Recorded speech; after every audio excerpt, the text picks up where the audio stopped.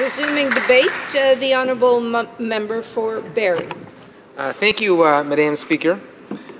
In advance of March's budget, I had the opportunity earlier this year to discuss creating job opportunities and economic growth in Canada with a wide variety of stakeholders in my riding of Barrie, Ontario.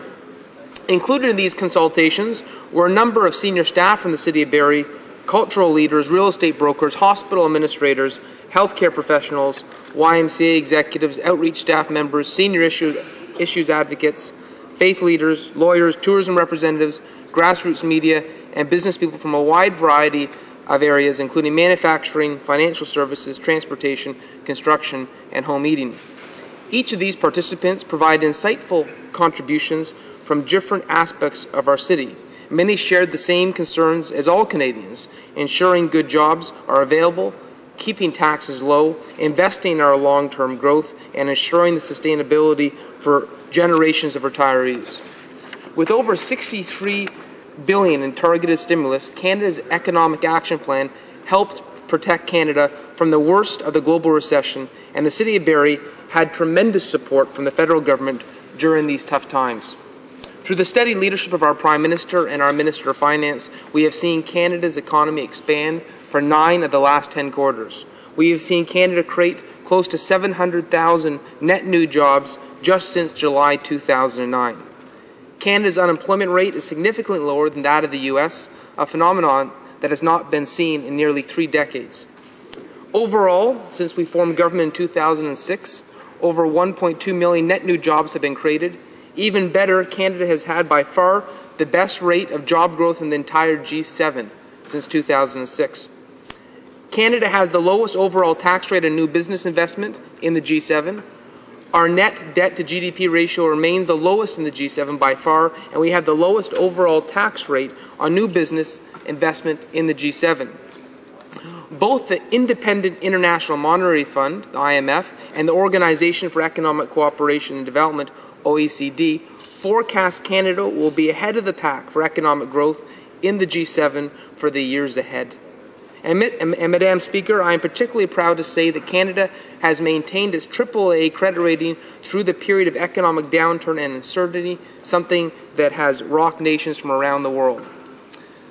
But the global recovery remains fragile, especially in Europe and the United States, and too many Canadians are still looking for work.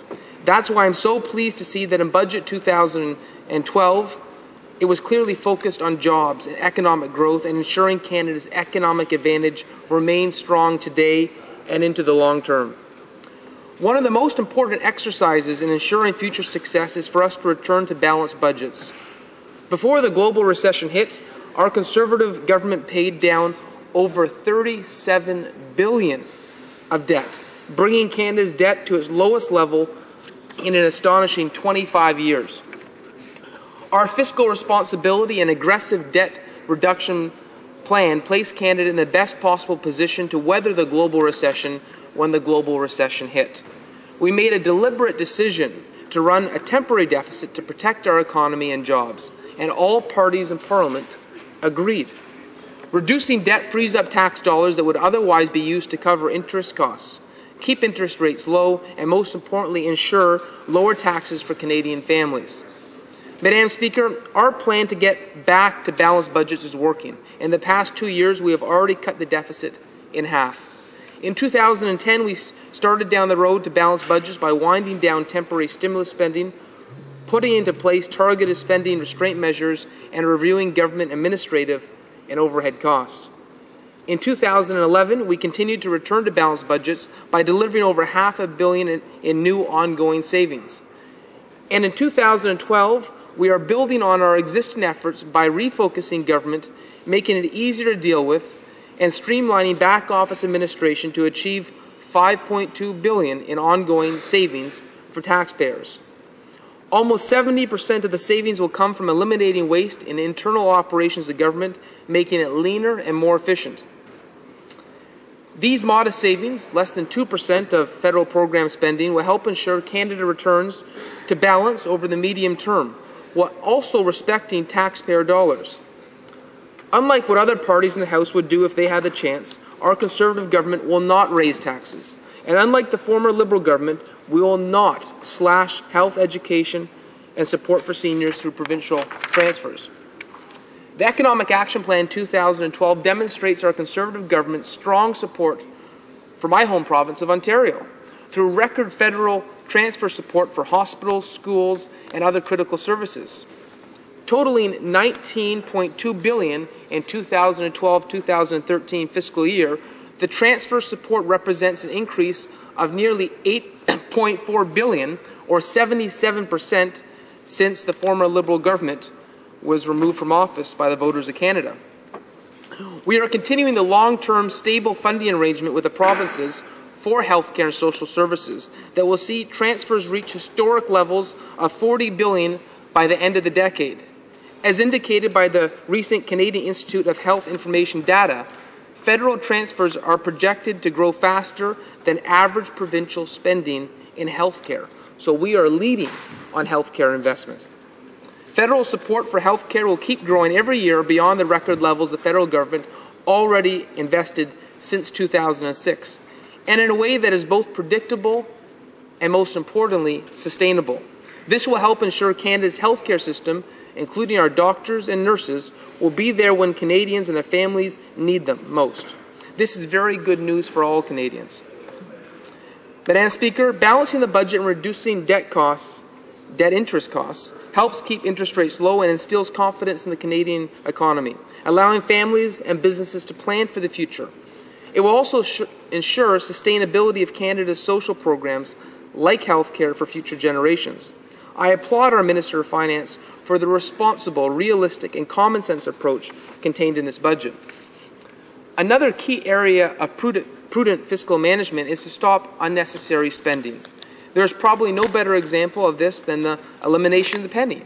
By stopping the production of the penny this fall, our government will do what should have been done years ago.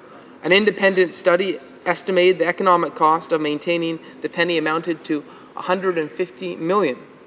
The penny has lost its purchasing power over the years, and now most are hoarded, resulting in useless expense for Canadian taxpayers. In fact, taxpayers pay 1.6 cents for each new penny made. This costs taxpayers $11 million every year. After hearing strong support from consumer, retailers, and small businesses, a recent public study by the Senate committee recommended the elimination of the penny. And Madam Speaker, I'm pleased to tell Canadians that this government absolutely concurs. Madam Speaker, eliminating the penny is a lot like the penny itself. Producing pennies may not seem like much in the context of the entirety of the federal budget, but every single penny makes a difference. However small things may seem, they can certainly add up to something significant over time. Former U.S. President Ronald Reagan once said that government is the people's business, and every man, woman, and child becomes a shareholder with the very first cent, very first penny of tax paid. We have a responsibility to our Canadian shareholders. No amount of cost is insignificant. No amount of waste is acceptable. Madam Speaker, Canadian families deserve the cleanest air, water, and environment possible. That's why, since 2006, our Conservative government has made major investments to preserve our environment and to protect the health and well-being of Canadian families for today and tomorrow. Economic Action Plan 2012 builds on our Conservative government's impressive record for supporting a cleaner and more sustainable environment. This budget proposes $50 million over 2 years for the protection of wildlife species at risk. The Species at Risk Act is one of the government's main conservation tools to protect wildlife species, maintain healthy ecosystems, and preserve Canada's natural heritage. We are also committing to the creation of a new near-urban national park in Rouge Valley, Ontario, only 40 minutes south of beautiful Barrie, Ontario. And I am particularly pleased with our commitment to the continued support of Canada's lakes, including Lake Winnipeg and Lake Simcoe. In 2008, the federal government's unprecedented $30 million funding for Lake Simcoe cleanup was an extremely welcomed initiative for the residents of Simcoe County and Barrie. And to see it included in this year's budget, a commitment to continue the cleanup of Lake Winnipeg and Lake Simcoe, I would suggest is simply a wonderful thing. I can tell you that the cleanup of the lake has had dramatic effects. For 4 decades, phosphorus levels were going up. High phosphorus levels mean a reduction of marine habitat. It means excessive weed growth. And for the last 4 years, because of this federal funding, we have actually seen the lake get cleaner. We have actually seen phosphorus levels go down for the first time. And it is a remarkable achievement in cleaning up our lake. We are improving conditions for businesses, for environment, for Canadian families. I understand my time is running out. So in closing, Madam Speaker, I want to commend the Minister of Finance for a prudent, responsible budget that I believe protects and enhances the best interests of Canadians from coast to coast to coast. And comments. The Honourable Member for Parkdale High Park. Thank you, Madam Speaker. I'd like to ask the Honourable Member from Barrie, who, like myself, of course, represents a riding in Ontario where unemployment has been persistently high, how he can account for the fact that under this government, between 2007 and 2011, according to StatsCan, temporary foreign workers account for about 30% of all net new paid employment.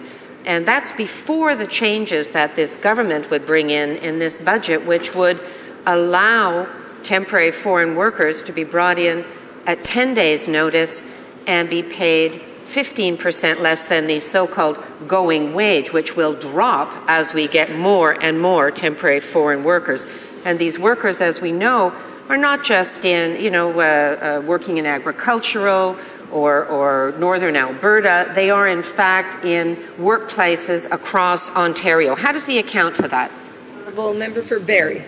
Thank you, Madam Speaker. Thank you for the question from the member for High Park, Parkdale.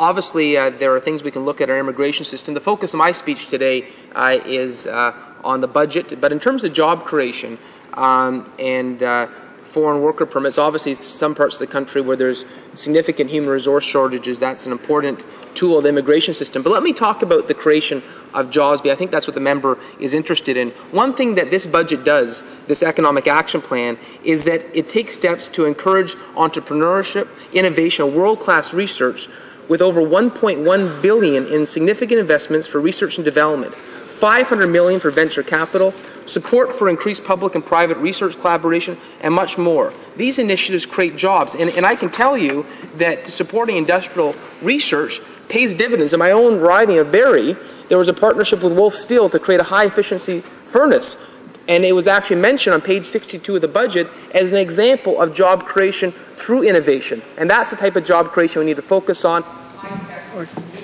Questions and comments. The Honourable Member for Sydney Victoria. Well, thank you, Madam Speaker. I have 2 questions. In the budget, there's 2 big hits that I see. One is in Cape Breton, where they're cutting all the Parks Canada jobs and Veteran Affairs. The other big hit we see in the budget is CEDA. It's over $380 million cut. There's many NGOs that are not going to be able to help Canadians deliver aid. Right now, recently I heard about the Canadian Nurses Association has been doing great work around the world with CEDA, and the Conservatives have cut them on their funding. So I'm wondering where there's a good part for Cape Breton for international aid in this budget, because I don't see it. The Honourable Member for Barrie. Thank you, Madam Speaker. And Canada, on a per capita level, has been one of the largest donors towards international aid, and Canada still contributes huge amounts. Actually, in February, I had a chance to go on an all-party visit to Tanzania with the good member from Newfoundland, and we looked at the Canadian contributions there that made incredible differences. And I think you can see in many areas of the world where CEDA has made huge differences and continues to make a huge difference. But in this budget, obviously, every department was looked at. Every department has looked for efficiencies and more effective ways of spending. What I applaud this budget for, that when the last significant recession hit in the 1990s, when we had a Liberal government power, the decision was to slash, particularly in one area, to healthcare, to slash to education. And those were areas that Canadians couldn't afford to be slashed. I'm happy that in this budget, To get back to balanced in the medium term, we have actually had a very prudent approach with small efficiencies and a wide variety of departments, not focusing on one area like gutting the healthcare system, because I can tell you, we still face the consequences of the liberal gutting of the healthcare system in the mid-1990s today. We're facing doctor shortages in hospitals.